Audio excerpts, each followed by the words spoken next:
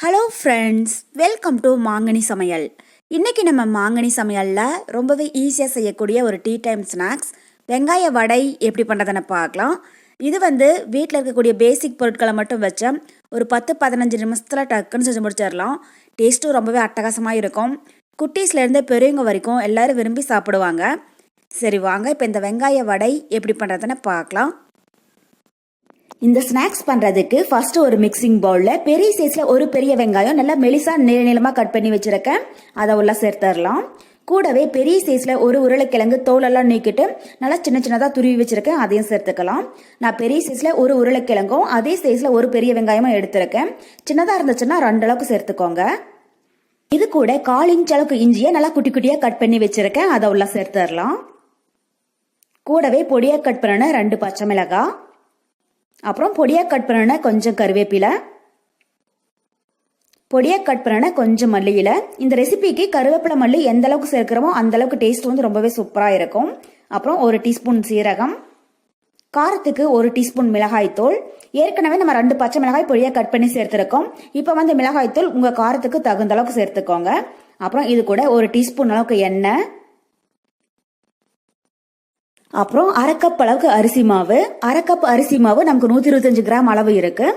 கடைசியா இதுக்கு தேவையான அளவு உப்பு. இதெல்லாம் சேர்த்துட்டு ஃபர்ஸ்ட் ஒரு 5 நிமிஷத்துக்கு நல்லா பிசைஞ்சு எடுத்துக்கோங்க. நமக்கு உருளைக்கிழங்கு வெங்காயமும் ஓரளவுக்கு நல்லா தண்ணி விட ஆரம்பிக்கும். நல்லா பிசைஞ்சதுக்கு அப்புறமா நம்ம தேவையான அளவு தண்ணி சேர்த்துடலாம்.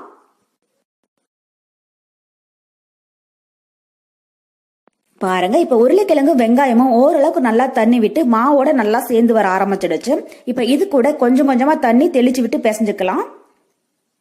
தண்ணி அதிகமா ஊத்திடாதீங்க, லைட்டா கொஞ்சம் கொஞ்சமா தெளிச்சு விட்டு பிசைஞ்சிங்கன்னா போதும்.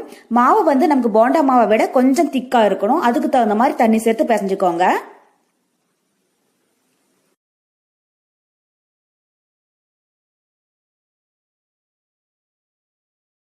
பாருங்க, இப்ப மாவை நல்லா பிசைஞ்சு எடுத்தாச்சு. இந்த அளவுக்கு மாவு நல்லா திக்கா இருக்கணும். இது இப்ப சின்ன சின்னதா உருண்டை பிடிச்சி வடை மாதிரி தட்டி எடுத்துக்கலாம்.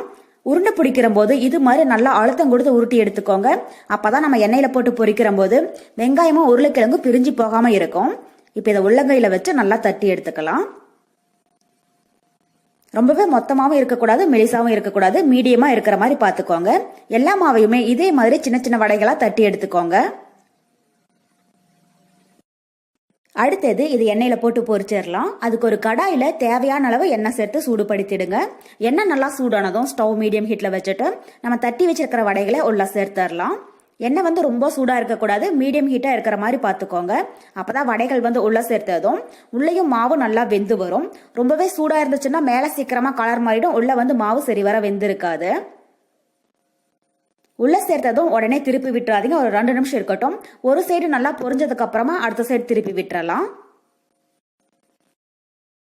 பாருங்க, இப்ப வடைகள் ஒரு சைடு லைட்டா பொரிஞ்சிடுச்சு, அடுத்த சைடு திருப்பி விட்டுறலாம்.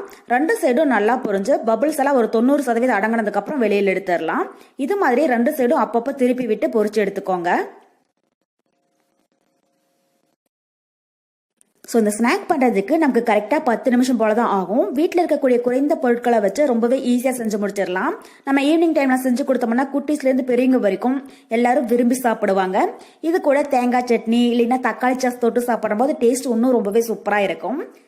பாருங்க, இப்போ எல்லா வடைகளும் 2 சைடும் நல்லா பொரிஞ்சு பொன்னிறமாயிடுச்சு. பபிள்ஸும் ஒரு 90% அடங்க ஆரம்பிச்சிடுச்சு. இந்த ஸ்டேஜில் வெளியில் எடுத்துடலாம். இதே மாதிரி எல்லா வடைகளையுமே பொரிச்சு எடுத்துக்கோங்க. அவ்வளோதான், நமக்கு இப்போ நல்ல மொறுன்னு கிறிஸ்பியான வெங்காய வடை ரொம்ப ரொம்ப சூப்பராக தயாராகிடுச்சு. இது ஈவினிங் டைமில் டீ காஃபி கூட சாப்பிட்றதுக்கு ரொம்பவே அட்டகாசமாக இருக்கும். ஸோ கண்டிப்பாக நீங்களும் இதே மெத்தடில் ட்ரை பண்ணி பார்த்துட்டு எப்படி இருக்குன்னு கமெண்ட் பாக்ஸில் சொல்லுங்கள். என்னுடைய இந்த ரெசிபி வீடியோ உங்களுக்கு பிடிச்சிருந்தா லைக் பண்ணுங்கள், உங்கள் ஃப்ரெண்ட்ஸுங்க கூட நிறைய ஷேர் பண்ணுங்கள். மறக்காமல் மாங்கனி சமையலுக்கு சப்ஸ்கிரைப் பண்ணுங்கள். நன்றி.